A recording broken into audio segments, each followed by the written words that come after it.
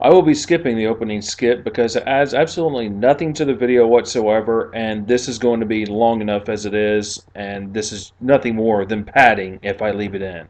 I will also be correcting his audio to video sync issue that he had. Let me just go ahead and show you a clip of the original video. Fine, fine. Fine. Stop the hate. Well, what shall we talk about today? Yes, I'm going to be taking the time to fix that so you don't have to sit through this because I have OCD when it comes to this kind of shit, and I don't want to sit through an entire video of this horrible audio to video desync. Stop the hate. Well, what shall we talk about today? I have to question the name of a series called Stop the Hate that covers subjects that, regardless of the side you take, will by effect create even more hate from one side or the other. It makes no fucking sense to me. Okay. Last week I did a video entitled Stop the Hate on the Angry Video Game Nerd Movie. And really it had nothing to do with the Angry Video Game Nerd Movie. It was more about discussing the fact that movies can't just stand alone anymore, that you have to have sequels and immediate sort of franchises set up, which basically kills the tension of any movie because you know that the characters are coming back for the sequel. And despite the flaws that you made in that video, I'm not going to cover it. I'm going to let my friend take care of that one for me. Hurry up with that commentary, you bastard, or it will seem like you are riding off of my coattails and not vice versa. Um, but Comic Book Cast left a comment saying basically, fuck the angry video game nerd. He's a fraud and he takes advantage of his fans. I don't see that comment on the video. The only one that I see is the comment that I left. Oh no, it did. No, it must have removed itself from your video, didn't it? Basically, let me start with the e-begging thing before. Now, Jockerly actually covered this pretty well in an article a while back. Um, I don't think that e-begging is bad. First of all, I don't consider it begging unless you're actually on your hands and knees begging. Um, you're not standing out there with a cup, asking for change. Basically, you're going to your fans and saying, "Hey, I need this. Would you guys like to donate and help me get it?" Um, According to the Oxford Dictionary, begging is to ask someone earnestly or humbly for something, or to ask for food or money as charity. So, going by the definition alone, he was indeed begging. I know we're just arguing definitions here, but at least I have evidence for my point. and if people donate, then they donate. I mean, it's different than if you're saying that he's actually scamming people.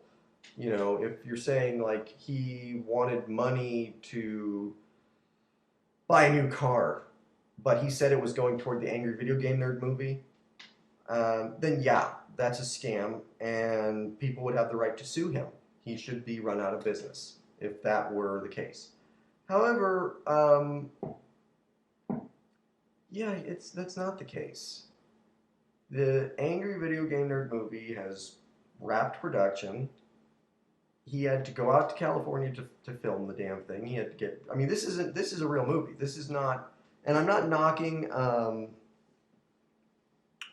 Kick-Assia or any of the That Guy with the Glasses movies, but those were made specifically to play on that website. They weren't made for big screen feature film kind of thing. Um, the nerd movie he's hoping will get released theatrically, or at least play in some film festivals. And in order to do that, he needed money. Now, I guess there's a guy who really hates him called the Archfiend, who I've not seen. I'm gonna say right now, I've never seen a video of his. But when I was looking into this whole the nerd scammed people thing, there was a lot of responses to a video that the Archfiend did where he was saying, how dare the nerd try to raise money for this movie? He should fund it himself. He has plenty of different sources of income. He's a YouTube partner. He gets paid from Screw Attack. And You know, he has all these different sources of income. Why does he need us to help him to pay for the movie? I think this is a stupid argument, personally. I I do. I'm sorry. I'm not trying to offend anybody. If you're a fan of the Archfiend, that's cool. Whatever. Like I said, I've never seen his videos.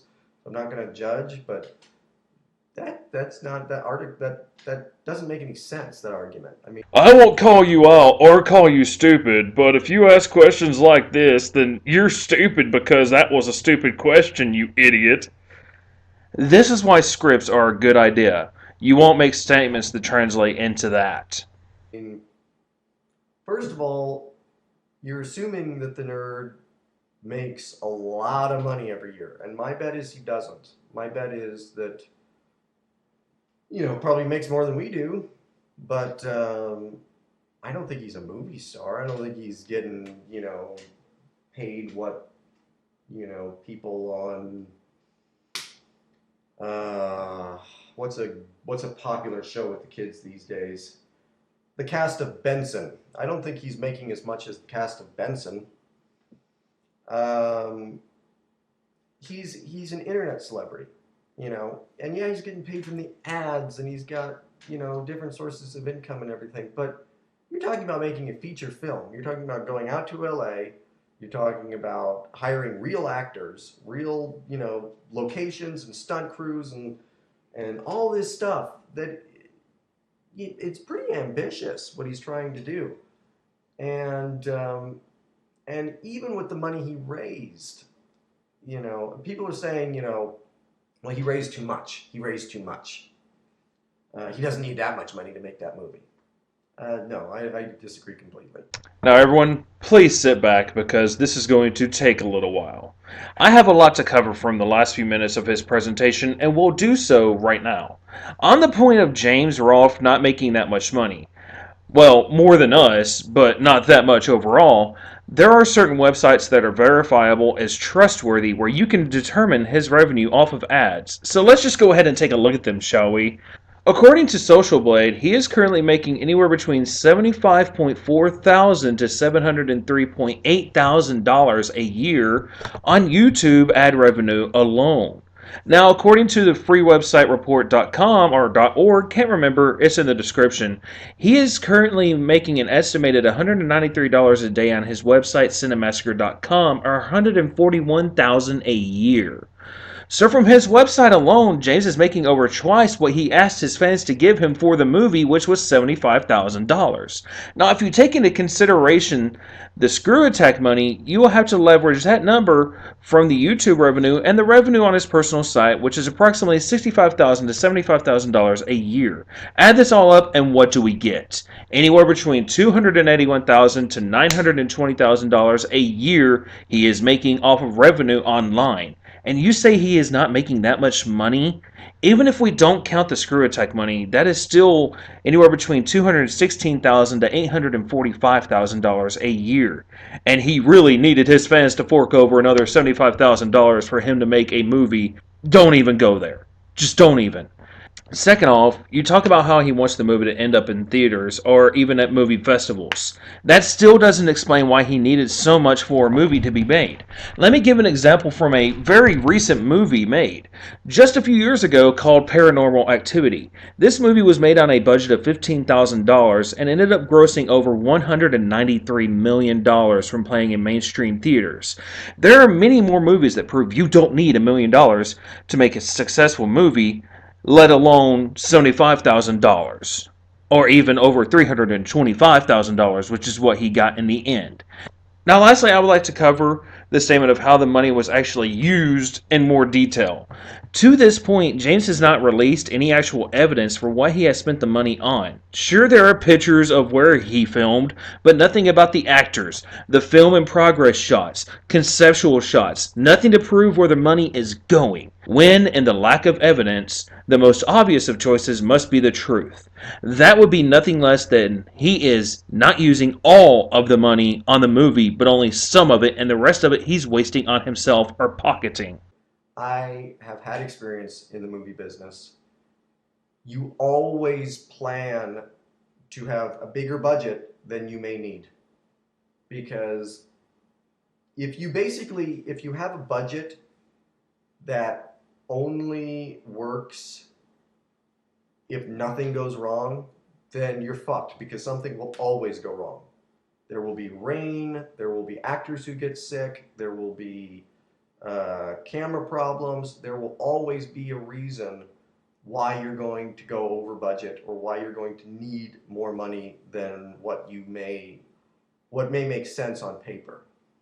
Um, I learned this lesson from, I went to go try to get financing for a movie once, and I meet with this guy in Beverly Hills, who it was sort of like a brokerage company, but they were trying to get into movie making, and I went to him with a budget, and the budget was $500,000, and that was basically the absolute lowest budget I could make the movie for, which didn't include me getting paid, by the way. I would not have gotten paid for doing it. I'm going to go ahead and stop you right here because you give another reason why what the nerd did was not the best choice. You went to a brokerage firm to get your funding, which is perfectly fine. That is what he should have done instead of using his fans as a brokerage firm. Here are the differences. The firms are companies that make a living off of loaning money for projects with the expectation of return on their investment.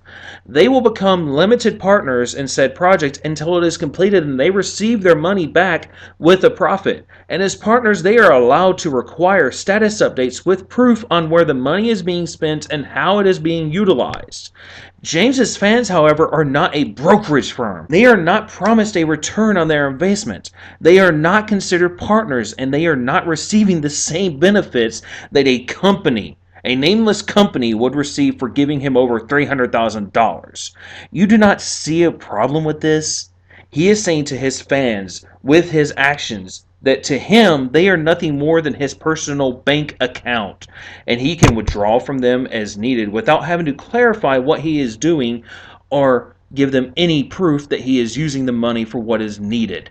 It taught me that you got to plan. You got to plan for everything to go wrong. Expect everything to go wrong. Budget it with those expectations. Um, and, I mean, the whole idea that this is a scam to me makes no sense because the movie got made.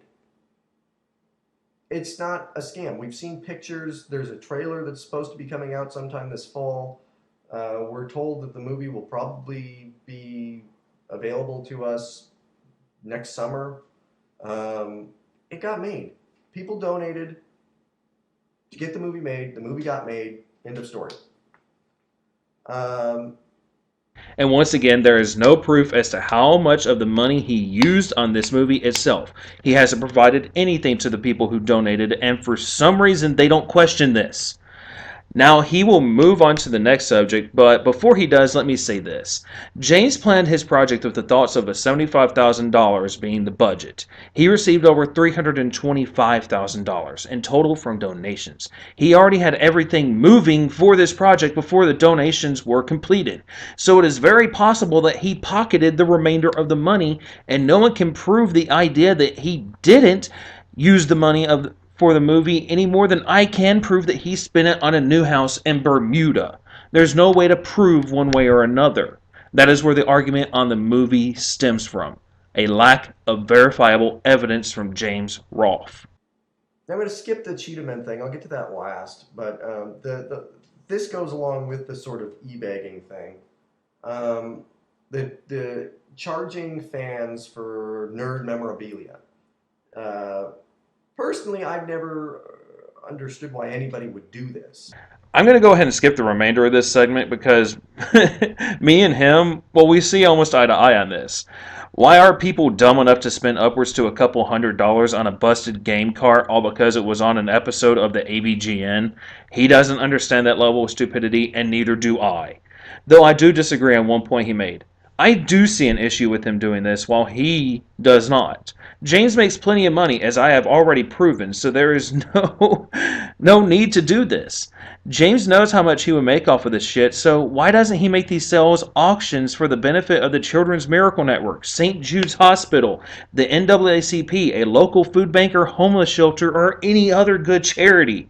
He knows that he will get hundreds of dollars off of these items if he wants, so instead of lining his pockets, he could use that extra money to help out a good charity. He doesn't need the money. Now on to the Cheetamen arguments. And finally, we get to the whole Cheetamen II thing, which I hadn't even heard about. I'd seen the ads on Cinemassacre, but I hadn't even heard about it until I looked into this whole he scammed his fans thing. And apparently, here's the story. Okay, so this guy came to James and said, "Look, I'm making a reproduction of Cheetamen 2. Only this game will actually work, unlike the first Cheetamen 2 game. This game will actually work." And I'm going to have a comic book that comes with it, and I think there's like an action figure or something that comes with it. I don't know, but there's like a bunch of crap that comes with it. And he goes to James Rolfe and he says, "Look, will you appear in an advertisement for this, put the ads on your website, and I guess James got paid for it. I'm assuming.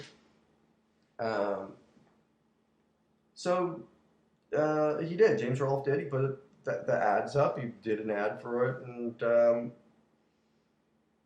people are now saying it's a scam. That this guy is. I guess this is what they're saying, that the guy is trying to raise way more money than he would actually need to make this product. Now I can't say if the guy is a scam artist or not. Maybe he is, maybe he's not. I don't know his bottom line. I don't know how much things cost like that to do that. I think he was trying to raise like $75,000 or something like that. I don't know. I don't know how much that stuff costs. Now, See, here is the thing. Greg, the man behind the project, asked for $65,000, even though he stated he is using a currently existing ROM hack / bug fix for Cheetamen 2, thereby removing all production cost from his project. I won't spend the time on this because between Salieri, Danger Mouse, and myself, the subject has been covered to death. So if you want true in-depth looks into this situation, then please see the links in the description. Oh, and James did get paid via ad revenue on the ads itself. why anybody would pay for a copy of Cheetamen 2, I don't know. But again, it goes back to if you donated because you wanted to get this Cheetamen 2 game, and the Cheetamen 2 game is made, what are you complaining about?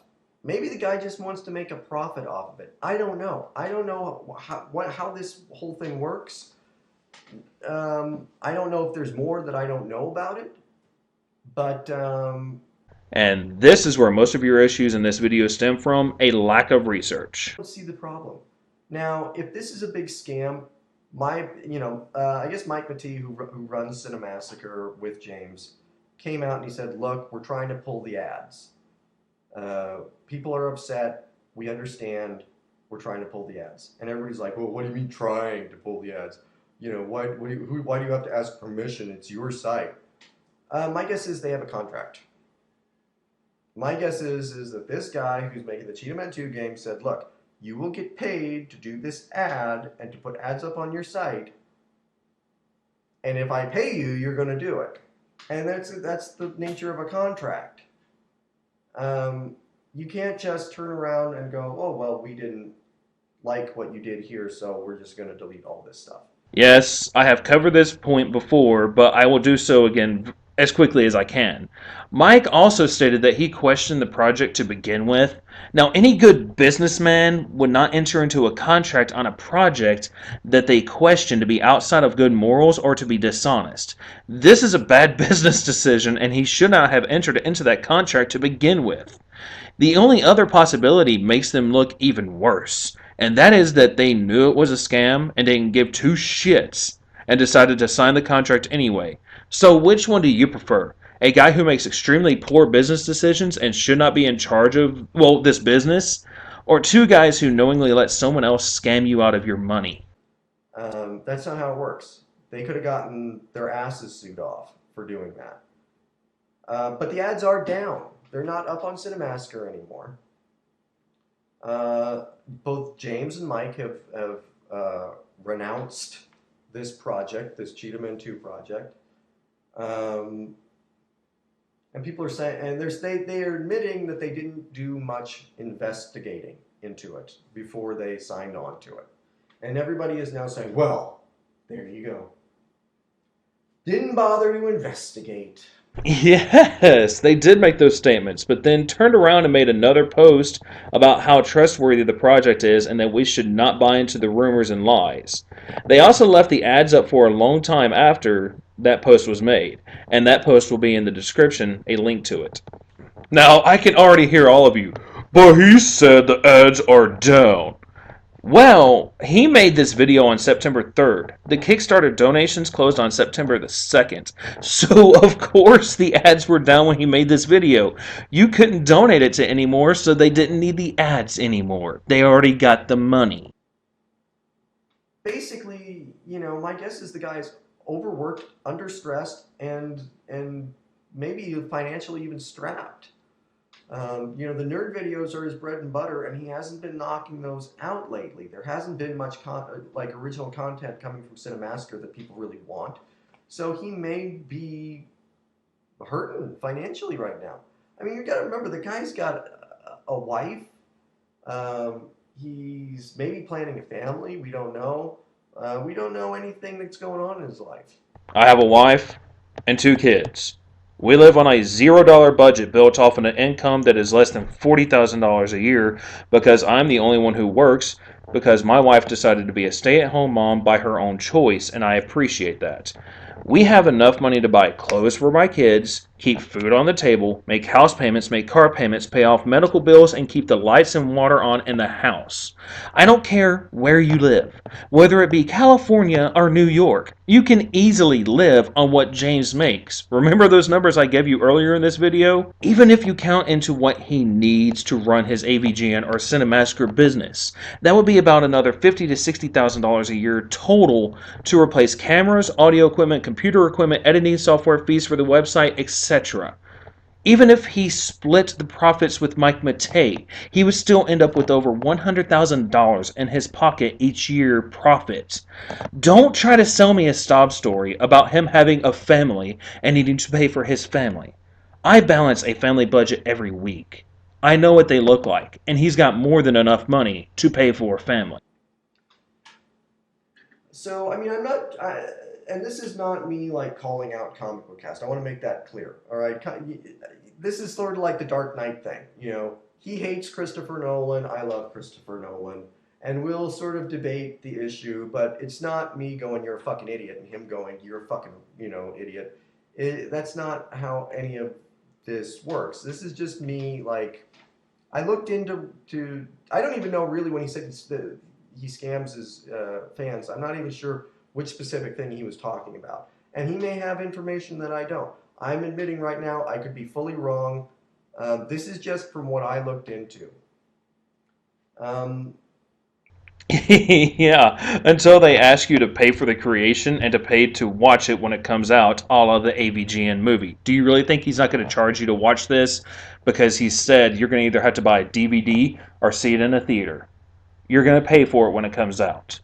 I will end his video here because from this point forward, he just reiterates points he already made, and I don't want to reiterate points I've already made. Now, real quick to Maniac Expression 1980, the guy who made this video, I want to say this. Thank you for being one of the most intelligent and level-headed people to ever defend the AVGN and his actions. I applaud you for this. You were actually intelligent. Had you done more research, I am positive that you would have made much stronger points than you did, and sadly that was your Achilles heel in this video. Now, if you will allow me, I will close off with a few more words about the movie itself. I understand that it was James's dream And that is where my biggest issue stems from. Why was it the job of his fans to pay for his dream of making a movie? Why couldn't he realize the dream from his own work and determination? I myself dream of one day going back to school and becoming a professor of psychology and opening a private practice. But I would never, never ask my subscribers and fans to pay for this dream. This is something I want, and due to that being my want, it is something that I will pay for myself by either saving up the money or taking out a loan to pay for it. The biggest issue is that on Indiegogo, he has the ability to stop the donations from continuing after the goal is reached. But no, he let it get to 4 times the requested amount without any justifiable reasons. So going by what evidence is out there, his fans paid for not only his dream of making a movie, but also a new Porsche, a new house, and probably a new mistress to go on the side. There is no way to prove what he has and has not done with the money, and that is the biggest issue at this point. Like I said, in the lack of evidence, the obvious will be the truth. I also highly doubt that James would ever pay for your dreams to come true if you asked him to do so. This is the Professor, and once again, and as always, I bid you all a very fine adieu.